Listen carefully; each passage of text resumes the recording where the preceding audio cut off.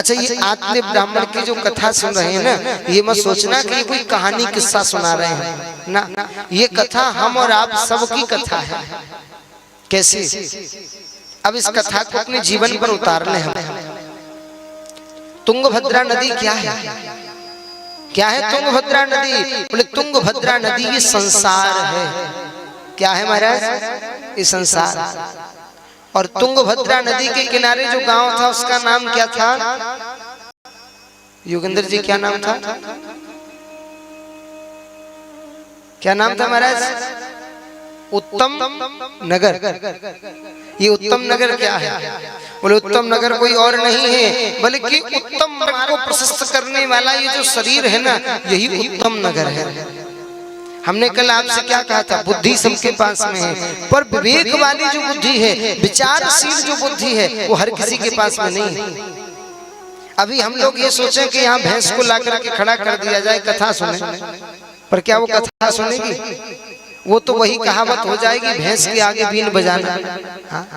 हम लोग ये सोचें कि पशुओं को ला करके या फिर जीवों को ला करके हम इस प्रकार से कथा सुनाएं, भैया यह निश्चित नहीं है कि भाई उस कथा को समझ पाए, क्योंकि ये जो विचारशील बुद्धि है, विवेक वाली बुद्धि है, ये बुद्धि केवल और केवल मनुष्यों में फिट है, मनुष्यों में ही है, और किसी में नहीं,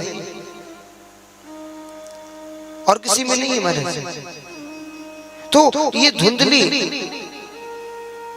और आत्म ब्राह्मण ये कौन है?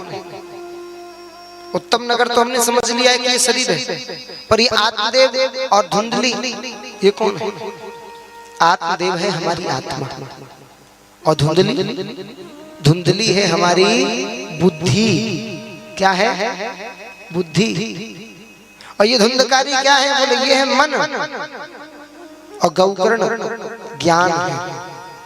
अब जरा विचार कीजिएगा, ये धुंधली कैसी है? बोले जिसे रस्सी में भी सर्प जैसा दिखाई दे, अर्थात एक बात पर दृढ़ रहने वाली नहीं है। वैसे ही हम और आप सब लोगों की बुद्धि भी कैसी है? बोले कभी ऊपर कभी नीचे, माने ये उथल पुथल हमारी बुद्धि में होता ही रहता है।